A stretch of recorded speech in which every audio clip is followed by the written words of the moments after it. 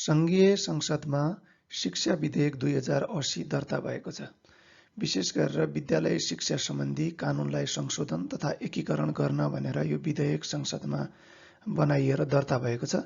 यसबारेमा थुप्रो क्रिया प्रतिक्रियाहरू आएका छन्। विशेष गरेर भाषाका विषयमा अन्य केही शिक्षक सङ्गठनहरूले गरेका विरोधका विषयहरू छन्। आम नागरिकसँग पनि यो चासोको विषय हुने र लङ टर्म पनि हाम्रा बालबालिकालाई असर पार्ने हुँदा, विशेष गरेर जो देशको इनिसियल फाउन्डेसन बालबालिका हामी बनाउँदैछौँ तिनको भविष्य र भोलिको देशको भविष्य त्योसँग जोडिने हुँदा तपाईँ हामी सबै सतर्क हुन, सजग हुन जरुरी छ। र यो विषयमा केही मेरा आफ्ना पनि मैले आज बिहान सरस्वती हेर्दै थिएँ, केही कुराहरू जुन कुरा मैले यहाँ देखेँ त्यो यहाँ राख्न चाहँदैछु। म विधेयकले स्पष्ट रूपमा उद्देश्य र कारण भनेर वर्तमान शिक्षा मन्त्री अशोक कुमार राईले हस्ताक्षर गरेर यहाँ उद्देश्य र कारण के हो त भन्दा प्रत्येक नागरिकलाई आधारभूत शिक्षामा पहुँचको हक तथा प्रत्येक नागरिकलाई राज्यबाट आधारभूत तहसम्मको शिक्षा अनिवार्य र निशुल्क तथा माध्यमिक तहको शिक्षा निशुल्क पाउन हक हुने व्यवस्थाका लागि यो जरुरी भएको संविधानको धारालाई यसले पूर्णता दिनका लागि यो ल्याइएको उद्देश्य र कारण, जसले अर्को तल थप्छ रोजगारमूलक एवं जनमुखी बनाउँदै जाने। यो ध्यानमा दिनु होला। यो शब्दलाई अहिले हामी पछाडि चर्चा गर्नेछौँ। आर्थिक टिप्पणीमा के भनिएको छ, सेवा सुविधाहरू यो ऐन प्रारम्भ भएपछि यो थप्दै जानुपर्ने, शिक्षकहरू अन्य कुरा हुने हुँदा देशलाई आर्थिक भार पर्छ। तर अहिले नै कति आर्थिक भार पर्छ भन्ने अनुमानसम्म गर्न सकिँदैन अरे।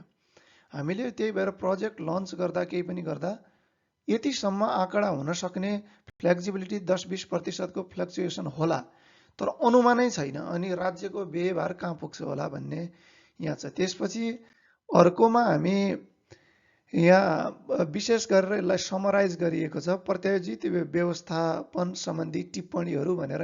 टिप्पणी 8 जो 8 भनेको तल धारा 8 मा गएर हेर्न सक्नुहुन्छ। जे होस् हेर्नलाई सहज बनाइएको छ। पहिलो 43-44 पृष्ठसम्ममा शिक्षणको माध्यम के हुने भन्ने र त्यसको एक्सप्लेनेसन तल यहाँ विधेयकमा देख्नुहुन्छ सहजताका लागि। शिक्षणको माध्यम चाहिँ नेपाली, संस्कृत, मातृभाषा वा अङ्ग्रेजीमा हुन सक्ने, तर यो दफामा जेसुकै भनिए तापनि यो हुनेछ भनेको छ। जुन भनेको मूल विषयहरू भन्यो। मूल विषय भनेको विशेष गरेर गणित, विज्ञान र कम्प्युटर विषयहरू चाहिँ अङ्ग्रेजी भाषामा अध्यापन गराउन पर्ने। यो सबैभन्दा आपत्तिजनक यो विषय किन आयो? हुन त यसको विभिन्न विधेयकमा तल कुराहरू खुलाइएका हुनाले ती कुराहरूलाई आधार टेकेर प्राइभेट स्कुलहरूमा अङ्ग्रेजीमा पढाउने हुँदा सार्वजनिक शिक्षामा कतै आकर्षण घट्यो कि त्यही भएर दुईटै अङ्ग्रेजी गरौँ त्यसले कुरा बढ्छ कि भन्ने भयो होला।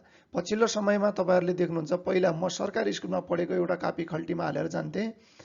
हामीले टाई लगाउने भन्ने परिकल्पना थिएन। अहिले सरकारी स्कुलमा पनि टाई अनिवार्य गरेको छ। कतिपय इङ्ग्लिस मिडियमहरू गरिएको छ।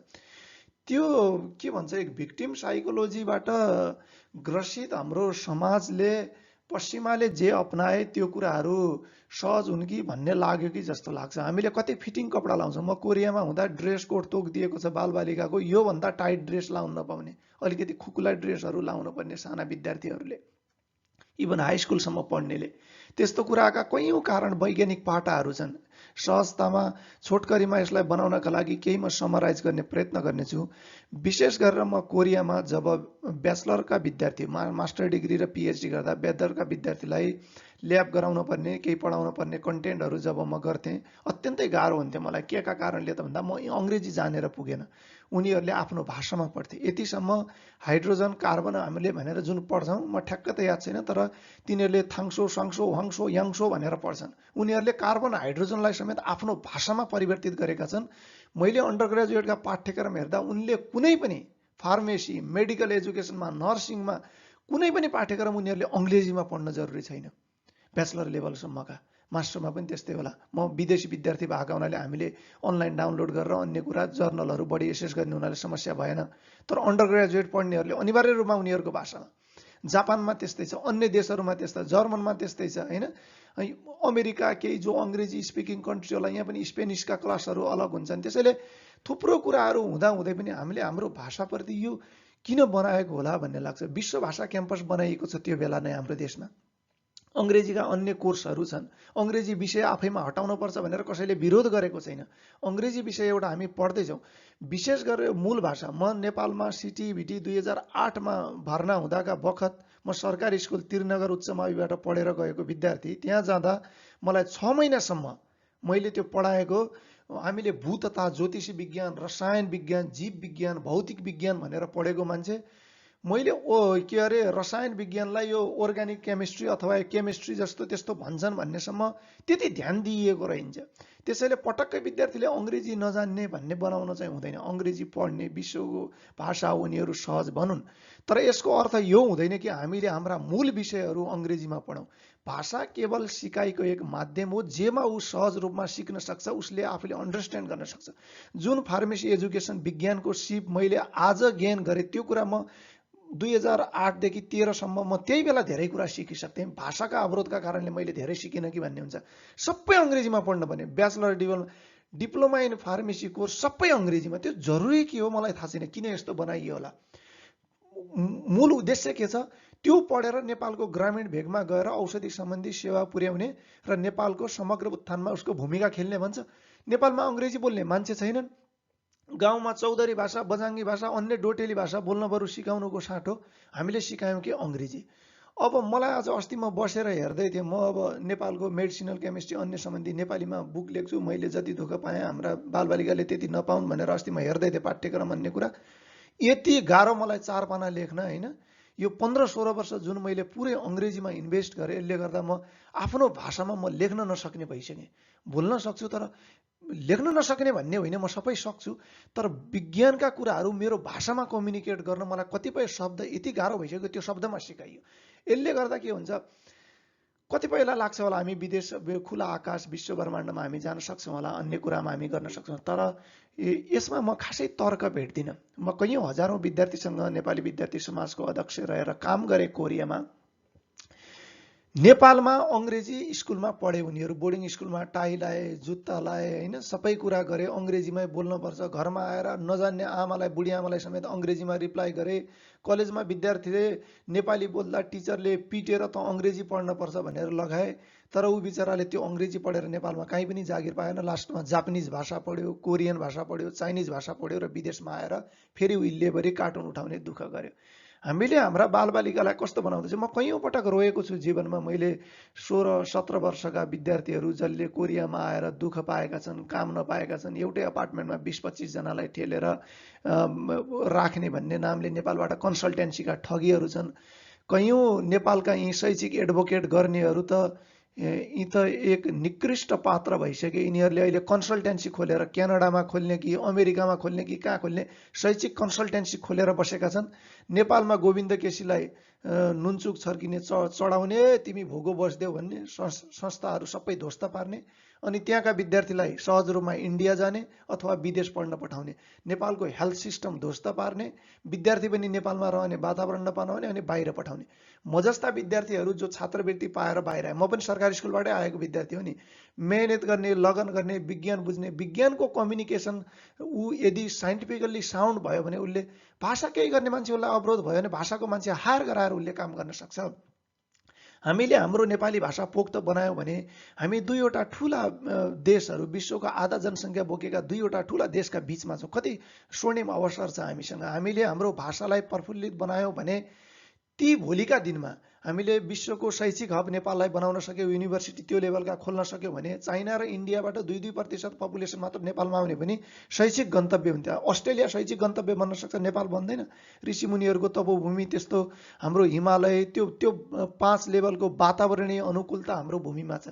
त्यसैले हामीले त्यसलाई अनुसन्धान केन्द्र कसरी बनाउन सक्छौँ भन्ने विषयमा र नेपालमा विश्वविद्यालयका परिकल्पनाका विषयमा योभन्दा अगाडिका लेखन मेरो नाम खोजेर काहीँ भेट्नुभयो भने त्यो नै हेर्नु होला। यहाँ मैले विशेष चर्चा गर्न खोजेको हामीले यो भाषा तत्काल हटाउनु पर्छ। यहाँनिर जुन भनिएको छ यो मूल भाषा गणित, विज्ञान र कम्प्युटर चाहिँ अङ्ग्रेजीमा पढाउन पर्ने भन्ने छ, यसलाई हटाउनु पर्छ। यो कम्प्युटरको त आर्टिफिसियल इन्टेलिजेन्स सम्बन्धी 1985मा प्रकाशन भएको आर्टिकल म यसको लास्टमा राखिदिउँला। जति बेला नासाका वैज्ञानिकहरूले त्यो नेचुरल भाषा संस्कृत भाषाहरूलाई कम्प्युटरको ल्याङ्ग्वेजमा कसरी इन्कर्पोरेट गर्न सक्ने भन्ने इनिसिएटिभमा उहाँले लेखेको साइन्टिफिक डिस्क्लोज त्यहाँ छ।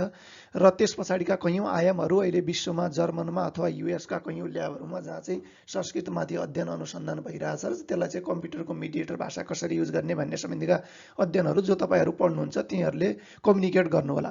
र अर्को तलतिरपट्टि के छ, त्यसैले जति सक्यो चाँडो यो गणित विज्ञान र कम्प्युटर उनीहरूले आफ्नो भाषामा पढ्न पाउनुपर्छ विद्यार्थीले, र त्यो सहज रूपमा आफ्नो भाषाको अवरोध नगइकन त्यो फ्लोमा गएर उसले आफ्नो विज्ञानलाई कम्युनिकेट गर्न पाओस्।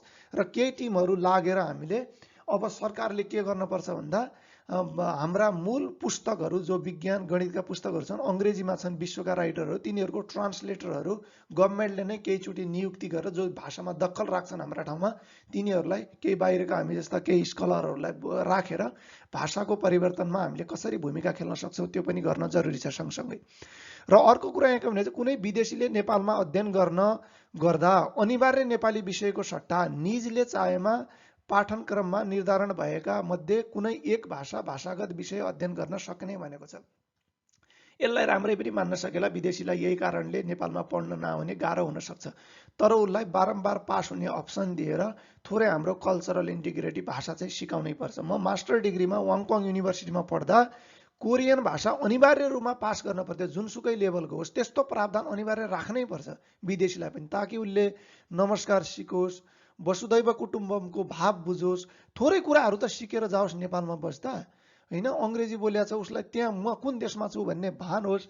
त्यसैले त्यो चाहिँ अनिवार्य राख्नुपर्छ कुनै पनि जुनसुकै कोर्समा पढ्ने विद्यार्थी होस् तिनीहरूमा चाहिँ यो पनि सँगसँगै जोड्न जरुरी छ।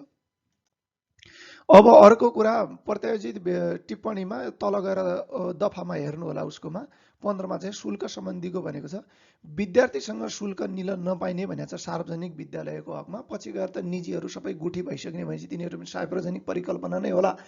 मूल कुरा यहाँ विद्यार्थीसँग शुल्क नलिन पाइने भन्ने 2018मा मैले विवाह गर्न जाँदा नेपालमा भोलिन्टियर गर्न जाँदा म एकजना कोरियन प्रोफेसर जिनबोकीलाई लगेर गएको थियौँ। हामीले हाम्रो विवाहबाट आएको केही व्यक्तिले आस्थाले दिएको दक्षिणा जसले टिका लगाएर दिएको आस्थालाई र प्रोफेसरले दिएको केही पुँजीलाई हामीले सङ्कलित गरेर नेपालका विभिन्न ठाउँमा छात्रवृत्ति वितरण गरेको थियौँ। समाजको आशीर्वाद समाजलाई हस्तान्तरण गऱ्यौँ भनेर हामीले डिक्सनरीहरू अन्य कुराहरू र उनीहरूका कतिपय विद्यार्थीका फी तिर्ने कामहरू ग्रामीण भेगमा महिलाहरूलाई जागरण गर्ने र विशेष गरेर यो छाउपडी प्रथा उन्मूलनका अन्य विषयमा हामीले बजाङमा गरेका कार्यक्रमहरू थुप्रो गरेका थियौँ 8-10 वटा स्कुलमा। त्यो मध्येको म जुगेडा सिगाउँमा सरस्वती हाम्रो शारदा निमावि जहाँ म पढेको पनि हुँ माध्यमिक विद्यालय, त्यहाँ म जाँदाखेरि त्यहाँ हामीले कैयौँ 40जना विद्यार्थीको हामीले शुल्क तिरेका थियौँ। त्यो सार्वजनिक विद्यालय सरकारद्वारा सञ्चालित विद्यालयमा विद्यार्थीको फिस लिन्छन्। मैले किन लिन्छन् भनेर त्यहाँको दीर्घराज उपाध्याय के हाम्रो उहाँको प्रधानाध्यापकलाई मैले सोधेको थिएँ। उहाँले के भन्नुभयो, यी राहत कोटामा राखिएका टिचरलाई तलब खुवाउनुपर्छ, त्यो भनेको हामीले विद्यार्थीबाट शुल्क लिएर गर्छौँ। यो नेपालका सबै अधिकांशै सार्वजनिक विद्यालयमा यो अवस्था छ, उनीहरूले सर्टेन चार्ज लिन्छन्। राज्यले भन्छ निशुल्क छ, अहिलेसम्मको माध्यमिक तहसम्मको शिक्षा निशुल्क छ भन्छ। राज्य विरुद्ध कसैले मुद्दा हाले कि हालेन, सर्वोच्चले कैयौँ पटक फैसला गरेका छ यस्ता विषयमा, तर राज्य यस्तो लुट छ, राज्य केन्द्रबाट नै नदेखेको अनदेखा गरेर लुट गर्ने। म आफैले फी तिरेको छु त्यो विद्यार्थीको, मैले आफ्ना दक्षिणाबाट ग्रहण गरेको शुल्कको विद्यार्थीले दलित परिवारका विद्यार्थी र महिलाहरूले जसले फी तिर्न नसकेका कारणले विद्यालय छोड्ने स्थिति जो आएका छन् विद्यार्थीको 1200 कति वार्षिक हो कि अझै बढी थियो 2000सम्म थियो एकजना विद्यार्थीको त्यस्तो फी 45,000 कि 48,000 मैले कति तिरेको थिएँ त्यो बेलामा त्यहाँ विद्यार्थीको शुल्कहरू। त्यसैले यस्ता कुराहरू राज्यले निर्मम भएर कसरी लागू गर्छ भन्ने कुरा हो, त्यो कुरामा ध्यान दियोस् भन्ने मात्र मेरो यहाँ कमेन्ट हो। अनि शिक्षकको योग्यता सम्बन्धी छ, शिक्षकको पदमा नियुक्तिका लागि नेपाली नागरिक हुनुपर्ने भन्ने छ। यो चाहिँ के भन्छ सरकारी शिक्षकहरूका लागि सरकारी नियुक्ति लिँदाका लागि थाई शिक्षकका लागि भन्ने प्रावधान जस्तो लाग्छ त्यहाँ अलिकति तल हेर्दा। तर कतिपय कुराहरू एज अ एक्सपर्टको रूपमा र विश्वमा देखाइने पठन पाठन संस्कृतिका त्यस्ता कुराहरू अपनाउने कुरामा चाहिँ सायद सँगै ल्याएर आउनुपर्छ होला विदेशीहरूलाई पनि, अन्य भाषाको पनि पोख्त गराउने गरेर त्यो कुराहरू विदेशी पनि भए नेपाली जाने उनीहरूले त्यो इनरोलमेन्टमा आउन सक्ने विश्वको कुराहरू बुझेको कुराहरूलाई इन्कर्पोरेट गर्ने कुरा कसरी गर्न सकिन्छ, विदेशी पनि नेपालमा पढाउन आउन् त्यो कुरा चाहिँ अलिकति सहज बनाउनु पर्छ होला। र अर्को कुरा 21 वर्ष उमेर पुरा भएको हुनुपर्ने र 35 वर्ष ननागेको हुनुपर्ने भन्ने चाहिँ यसको कतिपय पाटोहरू ठिकै पनि होला, यसलाई कसरी बुझ्न सकिन्छ। अर्को कुरा थोरै यो सकारात्मक विभेद पनि मान्न सकिएला। अपाङ्गता भएका र महिलाका केसमा चाहिँ 40 वर्षसम्म अधिक उमेर मान्न सकिने भन्ने छ। तर यसले पुरुषको बौद्धिकता चाहिँ 35 वर्ष भइसकेपछि हरास हुँदै जाने, अनि महिलाको चाहिँ 40 वर्षमा चाहिँ तेज हुने भन्ने केही वैज्ञानिक आधार छन् भने खुलाउनु पर्यो। होइन भने महिला र पुरुषमा चाहिँ यो भेद सायद नराखिकन महिला पुरुष दुइटैलाई सकिन्छ भने 40 पुर्याए भयो होइन। त्यसले यो कुरा चाहिँ खुलाउने र महिलाको सङ्ख्या अलग तरिकाले इनरोल गराउन, त्यसको कोटा चाहिँ अलगै बढाउने प्रयत्न गर्दा अझै सहज होला। विशेष गरेर प्राथमिक शिक्षा 5-6 सम्मको शिक्षामा चाहिँ महिलाहरू चाहिँ 70%, पुरुषहरू 30% गर्ने गरेर हामी स्विच हुन सक्यो भने त्यसले दिगो पनि सहजता पुर्याउला। अलिकति माया करुणा भाव, नयाँ बच्चाहरूले धेरै हौहल्ला गर्ने त्यस्तो कुरामा चाहिँ अलिकति धैर्यता पनि हुने हुँदा महिलाहरूसँग त्यो सहनशीलता अझै बढी छ भन्ने कुरा थुप्रो अध्ययनले देखाएको हुँदा त्यो कुरा थोरै गर्न सकिएला कि ग्रहण। अनि अर्को कुरा यो तल दफामा गएर हेर्नु होला, नेपाल शिक्षक महासङ्घ गठन गर्ने भन्ने परिकल्पना गरेको छ। गैर राजनीतिक र व्यावसायिक संस्थाको रूपमा शिक्षकको समग्र पठन पाठन, पाठ्यक्रम, अन्य आधारभूत आवश्यकताहरू र ती आवाजहरू सरकारलाई उठाउने र परिवर्तन गर्नमा भूमिका खेल्नका लागि एक शिक्षक सङ्गठन हुने भन्ने महासङ्घ हुने परिकल्पना गरेको छ। यसलाई त्यति अन्यथा लिन सकिँदैन। एक युनिटरी रुल त्यो हुन्छ, संस्था हुन्छ भने राम्रो।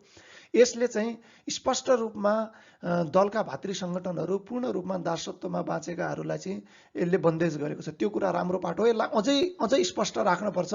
कुनै पनि दलको सदस्यता भएको अथवा इभन शिक्षकका लागि निवेदन दिँदाका बखत नै उसले सो घोषणा गरेको हुनुपर्ने, म कुनै पनि पार्टीमा आबद्ध छैन, कुनै पार्टीको विचारदेखि प्रभावित भएका कारणले मलाई यो पठन पाठनमा अवरोध गर्ने छैन भनेर उसको औँठा छापको कमिटमेन्ट लिनुपर्छ र उसको पूर्ण सम्पत्ति जफत गर्न सक्ने यदि त्यो भेटियो भने। कुनै पनि हालतमा शिक्षकलाई चाहिँ राजनीतिकरण गरेर ती शिक्षकले चाहिँ हाम्रा नेपालमा सबभन्दा बढी बिग्रेको भनेको भर्खरका बालबालिकालाई काङ्ग्रेस, माओवादी, एमाले भनेर झन्डा उठाउन सिकाएको छ। त्यसलाई निस्तेज पार्ने प्रावधान चाहिँ स्पष्ट रूपमा अलिकति खुलाउनुपर्छ होला। त्यसै गरी यहाँ विद्यालय शिक्षा सम्बन्धी कानुनलाई संशोधन एकीकरण गर्न गरेको विधेयकको प्रस्तावनामा, मूल प्रस्तावनामा के भनेको छ? समता, समानता मात्र होइन, समता, एकरूपता र गुणस्तर कायम गर्ने भनेको छ। त्यसैले यही अनुसार सायद यो भावलाई टेक्नका लागि प्राइभेट सेक्टरहरूले इङ्ग्लिसमा पढाउने हुँदा यसले इङ्ग्लिस र नेपालीले गर्दा भेद आयो कि भन्ने छ। त्यसैले बोर्डिङ स्कुल भए पनि ठिक छ, प्राइभेटले सञ्चालन गरोस्, तर उसको पठनको भाषा चाहिँ नेपालीमा हुनपर्ने, विशेष भाषाहरूलाई नेपालीमा पनि पढ्ने अप्सन राख्नुपर्ने भन्ने बाध्यकारी प्रावधान त्यहाँ हुन जरुरी छ। त्यो कुराहरू चाहिँ यहाँ खुलाइयोस्। त्यसलाई निजी लगानीका विद्यालयको स्थापना र सञ्चालनमा चाहिँ निजी लगानीको विद्यालय शैक्षिक गुठी अन्तर्गत स्थापना हुने, सञ्चालन भइसकेकाहरू पनि शैक्षिक गुठीमा आउनुपर्ने भन्ने छ।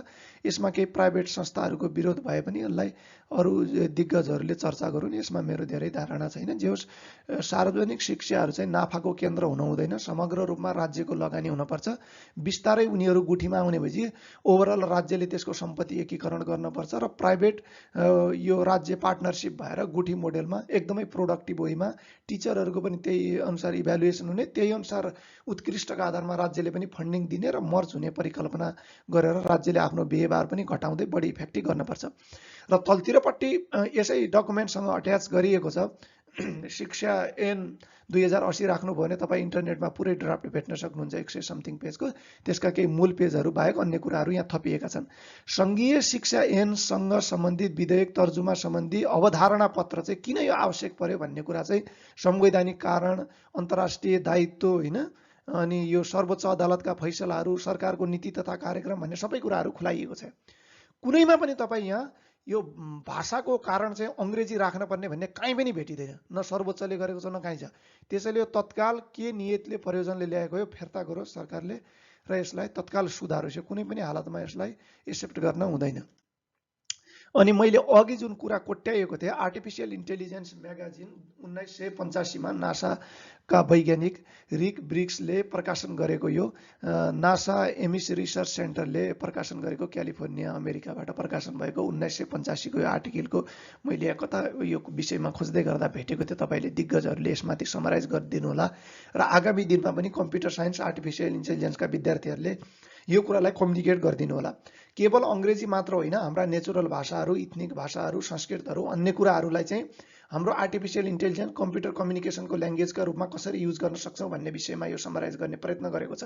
विशेष गरेर संस्कृत हाम्रा समग्र हाम्रा भाषाको जननीको केन्द्रको रूपमा रहेको हुँदा हामीले अनिवार्य रूपमा नैतिक शिक्षा, सामाजिक शिक्षा र यो संस्कृत शिक्षाहरूलाई चाहिँ त्यसलाई पास फेलको रूपमा नराखिकन सिकाइको माध्यमबाट अनिवार्य रूपमा यति क्रेडिटको चाहिँ हुनैपर्ने भन्ने त्यो प्रावधान चाहिँ हामीले राखेर त्यसलाई चाहिँ त्यो इन्टिग्रेटेड राख्नुपर्छ। भोलिका दिनमा त्यहाँबाट विद्यार्थीले सिकुन्, केही श्लोकहरू सिकुन् संस्कृतका, ती श्लोकहरूले उसको टोनको भाइब्रेसन उसले गर्दा उसको मानसिकतामा के परिवर्तन आउँछ, त्यो माथि मन्त्र मेडिटेसन, मन्त्र भाइब्रेसन, मन्त्र उच्चारणले शरीरको, जस्तै भोजन मन्त्र पढ्दा रियल सिक्रेसन कसरी हुन्छ होइन, बिहान प्रातकालीन गर्ने स्मरण मन्त्रहरूले के प्रभाव हुन्छ, अहिले हरे कृष्ण मुभमेन्टले सुरु गरेको महामन्त्रको प्रभाव के छ, त्यस्तै गरी अन्य मन्त्रहरूका ओमको ध्वनिको प्रभावहरू के छ, यो विषयमा वैज्ञानिक जगतले अध्ययन अनुसन्धान गरिरहेका छन्, केही डेटाहरू आएका छन्।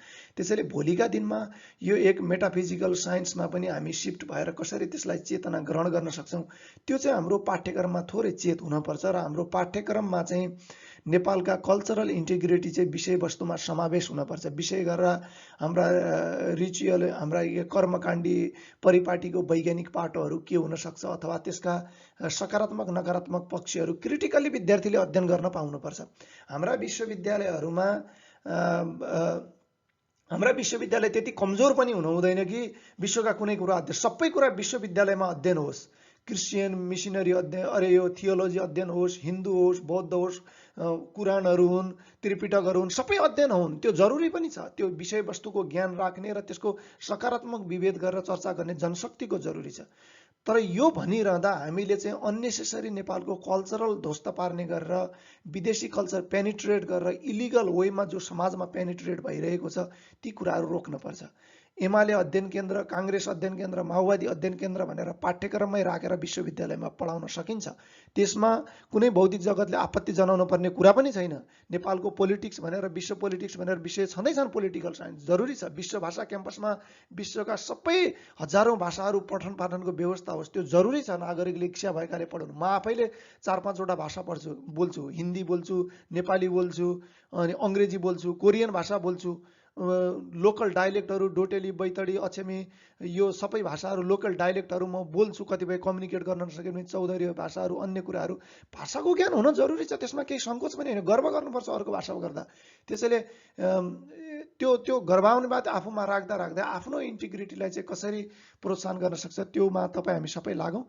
अन्य विषयमा केही छ भने पछि चर्चा गरौँला। म तपाईँहरूको सिकाइको साथी दीर्घराज जोशी। मैले औषधि रसायन विज्ञानमा दक्षिण कोरियाको सौल यन्से विश्वविद्यालयबाट विद्यावृत्ति गरेँ। सौलमा रिसर्च कोल्याबोरेसन गरेँ। कोरिया युनिभर्सिटीमा फर्स्ट सेमिस्टर रहे गरेँ। अहिले म विश्वको सबैभन्दा ठुलो अनुसन्धान केन्द्र नेसनल इन्स्टिच्युट अफ हेल्थमा औषधि रसायन विज्ञको रूपमै यहाँ मैले भाइरस विरुद्धको महामारीमा काम लाग्ने सोलिड डोजेज फर्मको रूपमा, मुखबाट खान सक्ने ट्याब्लेट क्याप्सुलको रूपमा पनि हामी सिफ्ट हुन सक्छौँ कि भने त्यो स्मल मोलिक्युल डेभलपमेन्टमा काम गर्दैछु।